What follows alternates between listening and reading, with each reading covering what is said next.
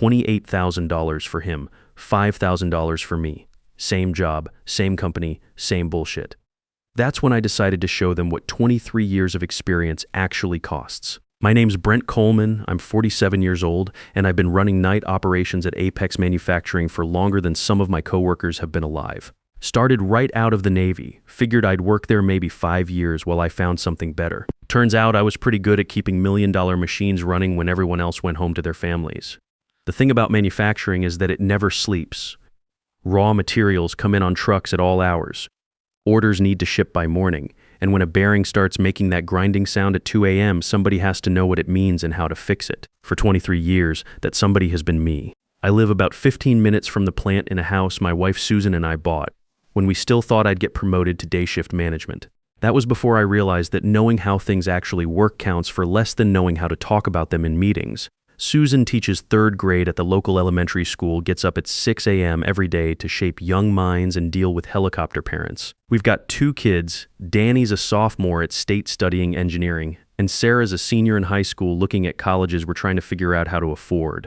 The mortgage isn't terrible, but it's steady. Danny's tuition is steady too, and more than we planned for when he was little and college cost half what it does now. Sarah's been working part-time at the grocery store to help save for her own college, which makes me proud and frustrated at the same time. Proud because she's got work ethic, frustrated because kids shouldn't have to work to afford an education. That's the reality when you're 47 in America and trying to do right by your family. You work steady, you save what you can, and you hope the company that's been good to you keeps being good to you until you can retire with something resembling dignity. So when Rachel Torres called that company meeting on a Tuesday morning, I listened. Rachel's our plant manager, been there about 4 years now. She came up through some corporate development program, got her MBA while working at headquarters. Talks a lot about optimizing workflows and leveraging synergies. She's smart enough, I'll give her that. But she's never worked a production line or gotten a call at 3 a.m. because line 3 is down and the morning shift is going to be here in 4 hours expecting everything to run smooth. The meeting was right after shift change, which meant I'd been up all night and was ready to head home for some sleep. But when management calls an all-hands meeting, you show up. That's how it works when you're hourly. Rachel stood up front with her practiced smile and talked about retention initiatives and investing in our people. The kind of corporate speak that usually means someone's about to get screwed, but in a way that sounds like they're doing you a favor. We've been reviewing our critical personnel and their contributions to operational success, she said, looking around the room like she was sharing good news. Based on this analysis, we're implementing retention bonuses for key team members, critical personnel. I almost laughed out loud at that one. If critical meant anything around here, it meant the guy who shows up when everything's broken and somehow gets it fixed before anyone important notices there was a problem. We had a small crew covering nights. Me, Landon Pierce, who mostly worked days but sometimes helped with evening coverage. Jerry Martinez, who ran quality control, and a couple other guys who rotated in when someone was sick or on vacation. Landon was 29, had his MBA from the State University, and always talked about process optimization and data-driven solutions. Nice enough guy, I suppose, but he couldn't tell you why a bearing was overheating just by listening to it, or spot a pressure gauge reading that was technically within limits but heading toward trouble. Rachel explained they'd be contacting people individually about their bonus amounts. Keep it confidential, she said. Professional courtesy. I'd been around long enough to know what that really meant, so nobody compares notes and realizes how unfair the whole thing is. The meeting broke up and I headed home, thinking maybe this was finally some recognition for all those nights when I'd kept the plant running while other people slept. Susan was getting ready for school when I walked in, and she could see I was in a better mood than usual after a long shift. "Good night?" she asked, pouring coffee into her travel mug. "Maybe," I said. "Company's talking about retention bonuses. Recognition for critical personnel." She smiled and kissed my cheek, about time they realized what they've got. I grabbed a few hours of sleep, then spent the afternoon working on the lawnmower that had been acting up. There's something satisfying about mechanical problems you can actually solve with the right tools and a little know-how. Unlike people problems, which seem to get more complicated the longer you think about them. Around 5 p.m., my phone rang. Landon, he sounded excited. "Brent, man, you hear anything yet about the bonuses?" "Not yet," I said. "You just got off the phone with Rachel." "Dude, they really came through. Really showed some love." Something in his voice made my stomach tighten. "That's great, Landon. What kind of numbers are we talking about?" "I probably shouldn't say over the phone," he said, but I could hear him grinning. "Let's just say it's more than I make in a quarter, way more." After we hung up, I sat in my garage with a wrench in my hand and tried to do the math. Landon made about 60 grand a year, so more than a quarter would be north of 15,000, probably a lot north. That evening, Susan and I were sitting on the porch after dinner, watching Sarah practice driving in our driveway. She'd gotten her learner's permit and was determined to master parallel parking before her road test. "Think she'll pass the first time?" Susan asked. "She's got the Coleman determination," I said. "She'll figure it out." Speaking of determination, you hear anything more about that bonus? Not yet. But Landon got his call. Sounds like it's substantial. Susan squeezed my hand. "Whatever it is, we'll make it work for the family. Maybe finally get that kitchen table we've been talking about." Our kitchen table was older than our marriage, a hand-me-down from Susan's parents that had seen better decades. We'd been saying we'd replace it for about 5 years now, but somehow there was always something more important that needed the money first. That night, I couldn't sleep well. Something about the way Landon had sounded, the way Rachel had talked about critical personnel, didn't sit right. I'd been in the Navy long enough to know when someone was setting you up for bad news, and the warning signs were all there. The call came the next morning around 10 a.m. I was in the kitchen having coffee and reading the paper when my phone rang. Rachel Torres' video call from her office. "Brent, good morning. Thanks for making time to chat." I could see her sitting behind her desk with that same practice smile from the meeting. Behind her on the wall was her MBA diploma and some kind of leadership award from corporate headquarters. "Morning, Rachel. What's on your mind?" "Well, as you know, we talked yesterday about retention bonuses for our critical personnel." She paused like she was delivering good news. "I'm happy to tell you that you're definitely part of that group." I nodded and waited. In the Navy, they taught you to let people finish talking before you respond. Sometimes what they don't say tells you more than what they do. Based on your years of service and your contributions to night operations, we're prepared to offer you a retention bonus. Another pause, bigger smile. "We're really excited about this. I appreciate that." "Rachel, what are we looking at?" $5,000. It comes with a 2-year retention agreement, same as everyone else in the program. For a moment, I thought I'd misheard. Maybe she'd said 15 or 50. I waited for her to correct herself. The way you wait for someone to realize they just said something completely insane. She didn't. 5,000, she repeated, still smiling like she'd just handed me a lottery ticket, and it comes with the same commitment period as the other participants. I stared at her through the screen. 23 years I'd been there. 23 years of Christmas shifts because the machines don't take holidays. 23 years of 3 a.m. phone calls when something broke and nobody else knew how to fix it. 23 years of training new people, covering for sick coworkers, and keeping production lines running while the day shift got credit for meeting quotas. And they thought my loyalty was worth the price of a decent used car. "Okay," I said, because I couldn't trust my voice to say anything else without saying too much. Rachel's smile flickered just a little. "I want you to know this reflects budget considerations, not your performance. You're extremely valued here, Brent. We really can't imagine night operations without you, right?" So valued, they just told me exactly what I was worth compared to a guy who'd been there 3 years and needed me to show him where the electrical panels were. "I'll need to review the agreement," I said. "Of course, I'm sending it over now. Just so you know, we're hoping to have these signed and processed by the end of the week." After she hung up, I sat in my kitchen staring at my coffee mug. It was one of those Father's Day gifts from the kids, said "World's Greatest Dad" in fading letters. Susan had left for school already. The house was quiet except for the refrigerator humming and the sound of my own breathing. I opened the retention agreement on my phone. 2 years minimum commitment. Can't quit early without paying the money back in full. Can't work for a competitor within 50 miles. Can't discuss the terms with other employees. They wanted me locked in tight, but they wanted to keep themselves free to do whatever they pleased. Around lunchtime, my phone buzzed with a text from Landon. Just a screenshot, no words needed. His retention agreement signed and ready to submit. $28,000. I read it 3 times to make sure I wasn't seeing things. $28,000 for a guy who'd been there 3 years, who worked mostly day shift, who called me whenever something went wrong because he didn't know how to handle it himself. 28,000 versus 5,000. Same job, same company, same retention program. I called in sick that night. First time in about 2 years, and I had plenty of sick time saved up. I told Jerry I wasn't feeling well and needed him to handle things. He didn't ask questions. Jerry was good that way. Instead of going to work, I sat in my home office and pulled up everything I could find about my employment history. Performance reviews, incident reports, training records, overtime logs, 23 years of documentation showing exactly what I'd contributed to that company. The numbers told a story. If you knew how to read them, every major breakdown in the last 5 years had happened on night shift. Every major save had my initials somewhere in the paperwork. I'd trained 14 different people over the years, written half the procedures that day shift used, and covered more holiday shifts than anyone else in the department.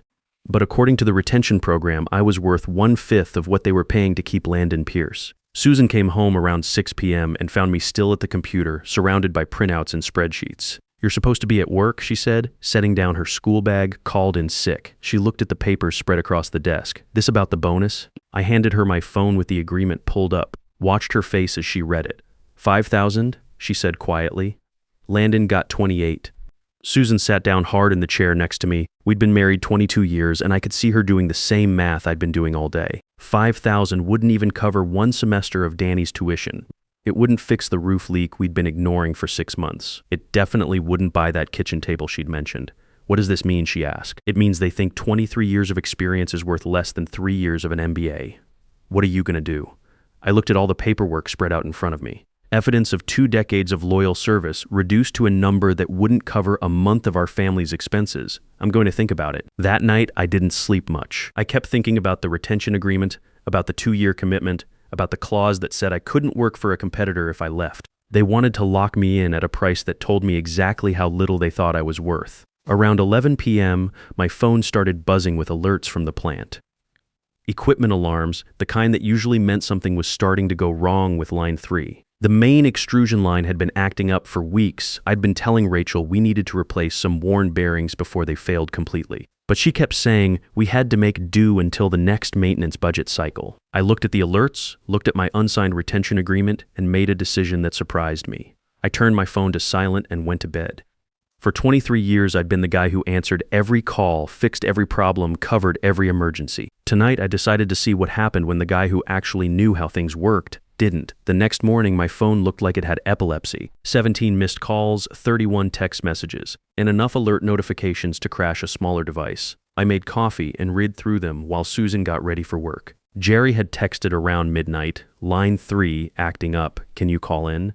Then 1:15 a.m., getting worse, "Need advice." Then 2:30 a.m. called Landon, but he's not answering. System showing pressure warnings, then 3 to 45 a.m., had to do emergency shutdown. This is bad. The missed calls started around 4 a.m. Jerry, then Rachel, then someone from day shift management, then Rachel again. By 6 a.m., they'd moved on to calling Mason Carter, the VP of manufacturing, which meant the situation had gone from problem to crisis. Susan poured her coffee and looked at my phone, which was still buzzing with new messages. "You gonna answer that?" she asked. Eventually, Brent. I looked up from the screen. Susan had that expression she gets when she's trying to figure out if I'm being stupid or strategic. After 22 years of marriage, she usually guesses right. They had their chance to show me what I'm worth, I said. Last night was their opportunity to see what that's actually worth to them. Around 9 a.m., Mason Carter called. I'd talked to Mason maybe 6 times in all my years at the company. He was one of those VP types who came up through consulting, knew a lot about efficiency metrics and not much about how machinery actually worked. "Brent, we've got a situation at the plant." Rachel said, "You might have some insight into what's happening with line 3. Insight. Not expertise, not solutions. Insight." "Yeah, I know what's wrong," I said. "Been telling people about it for 3 weeks. What's your assessment?" "Bearing assembly on the main extruder is shot. Probably seized up completely by now if Jerry had to do an emergency shutdown. You're looking at a full replacement, minimum 2 days if you can get the parts. Can you come in? We really need to get this resolved." I thought about that retention agreement sitting unsigned in my email. Thought about Landon's screenshot showing 28,000 reasons why the company valued his potential over my proven track record. I could, I said, but I won't. Long silence on the other end. Then what do you mean you won't? I mean, this is exactly what that retention bonus was supposed to cover. Emergency response, critical knowledge, keeping the operation running.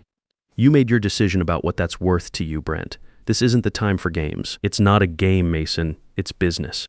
Same way it was business when you decided my 23 years of experience was worth 1/5 what you're paying someone who doesn't know a bearing from a belt tensioner. I hung up before he could respond. By noon, they'd brought in outside contractors. Hartwell Industrial Services, probably costing them $300 an hour plus parts. I knew the guys who ran Hartwell. Good outfit. But they'd need time to study the system, figure out the specs, order parts that I could have told them we needed 3 weeks ago. Susan called during her lunch break.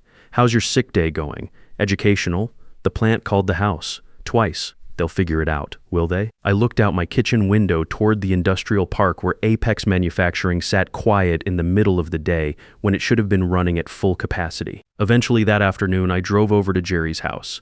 He lived about 10 minutes from me, had been working quality control at Apex for about 8 years. Good guy, steady worker, the kind of person who showed up every day and did his job without drama. I found him in his garage working on an old Chevy. He looked tired.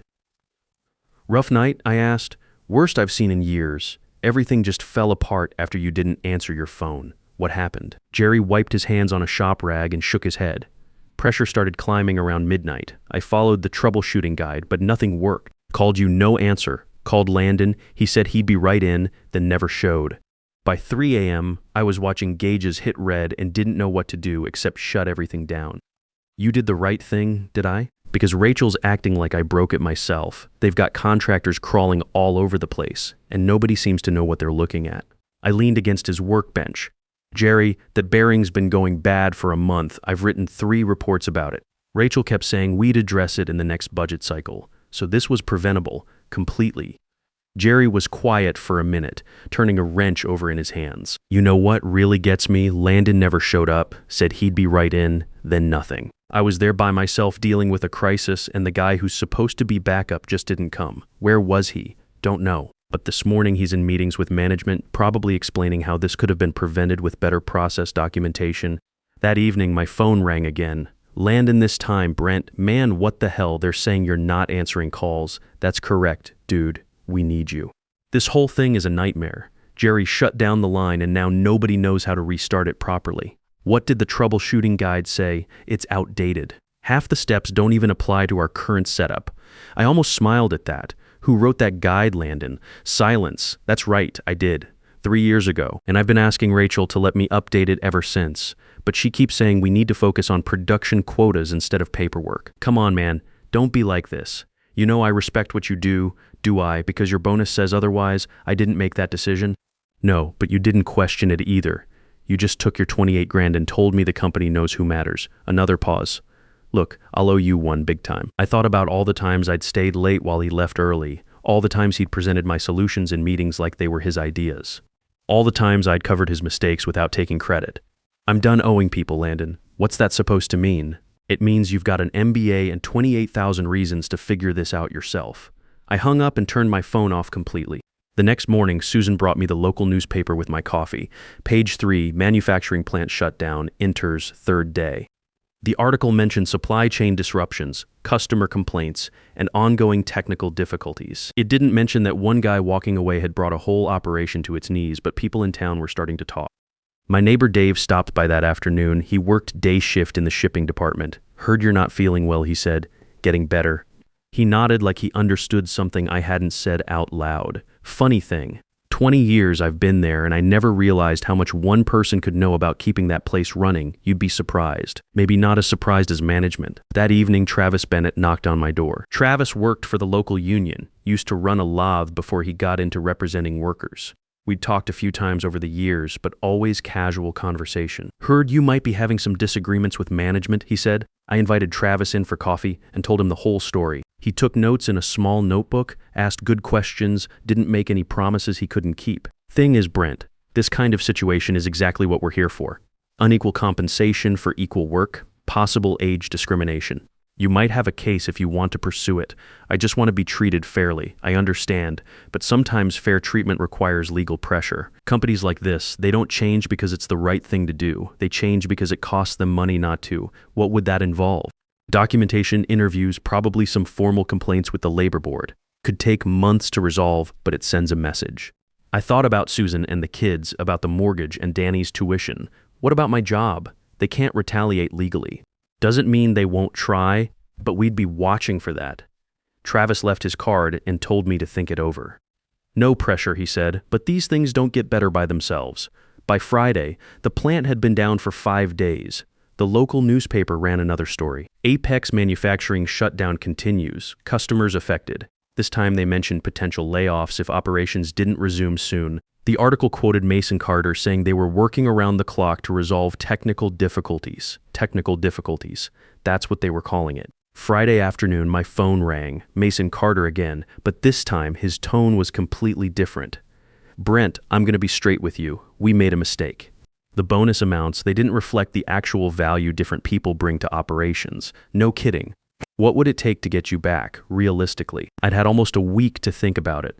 I want the same bonus Landon got, I want immediate vesting of my pension benefits, and I want a written acknowledgement that the original offer was based on incomplete information. That's substantial. Mason, your plant's been shut down for 5 days. You've got contracts you can't fulfill, customers asking questions, and contractors billing you round the clock. What's substantial? He was quiet for almost a minute.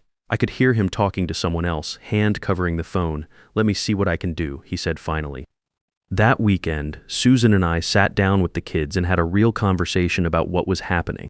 Danny was home for the weekend, and Sarah had been hearing things at school from other kids whose parents worked at various places around town. Are you going to lose your job? Sarah asked. I don't know yet, I told her honestly, but whatever happens, we'll figure it out as a family. Maybe this is a good thing, Danny said. I mean, if they don't appreciate what you do, maybe you should work somewhere that does. Susan reached over and squeezed my hand. Whatever you decide, we'll support it. Monday morning, I got an email from corporate HR. Full bonus package matching Landon's amount, immediate pension vesting, and a clarification letter regarding the initial compensation analysis.